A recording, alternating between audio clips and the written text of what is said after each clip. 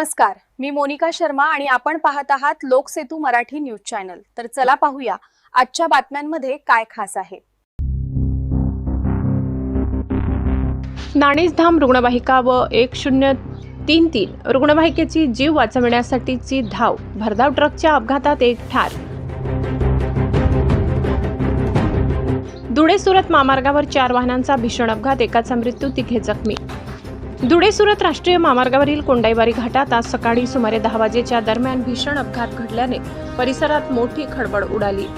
2 trailer, एक truck, आणखी एक आयशर अशा प्रकारे 4 वाहनांमध्ये झालेल्या जोरदार धडकेत एकाचा जागीच मृत्यू झाला असून तिघे जण गंभीर जखमी झाले आहेत। मिळालेल्या माहितीनुसार मका भरलेला MH18 BG 6869 क्रमांकाचा ट्रक भरधाव वेगात येत रस्त्यावर उभ्या असलेल्या नादुरुस्त ट्रेलरवर आदळला।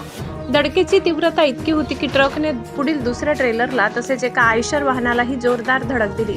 या अपघातात सर्व वाहनांचे मोठे नुकसान झाले असून काही काळ परिसरात भीतीचे वातावरण निर्माण झाले। अपघातानंतर ट्रक चालक घटनास्थळावरून फरार झाला होता। मात्र महामार्ग पोलीस मदत केंद्राच्या पथकाने तात्काळ पाठलाग करून मौरकरंजा परिसरात त्याला ताब्यात घेतले। या अपघातात MH04 EY 7324 क्रमांकाचे आयशर तसेच GJ12 BW 9118 आणि RJ 06 GD 3628 क्रमांकाचे ट्रेलर यांचे मोठे नुकसान झाले। या दुर्घटनेत दिनेश दीपचंद लोहार वय 36 राहणार छोटा राजस्थान यांचा जागीच मृत्यू झाला, तर विष्णू छोटूमाडी वय 35 राहणार पिंपळनेर, मयूर अनिल पवार वय 26 राहणार सामोडे आणि जावेद अहमद शेख वय 26 राहणार नवापूर हे तिघे जण जखमी झाले आहेत। घटनेची माहिती मिळताच नाणेसधाम रुग्णवाहिका तसेच 1033 रुग्णवाहिका तात्काळ घटनास्थळी दाखल झाल्या। पायलट सुरेश वसावे आणि 1033 रुग्णवाहिकेच्या कर्मचाऱ्यांनी तत्परता दाखवत जखमींना बाहेर काढून तातडीने विसरवाडी ग्रामीण रुग्णालयात दाखल केले। अपघातानंतर काही काळ महामार्गावर मोठी वाहतूक कोंडी निर्माण झाली। विसरवाडी पोलीस आणि महामार्ग मदत केंद्राच्या पथकाने तातडीने घटनास्थळी धाव घेत वाहतूक सुरळीत केली। मक्का वाला ठोका उसने गाड़ी को।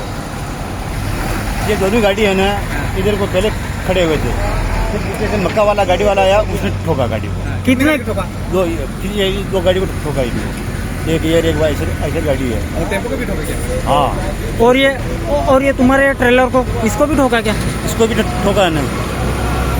लोकसेतू मराठी न्यूज मुख्य संपादक प्रवीण चव्हाण, नंदुरबार।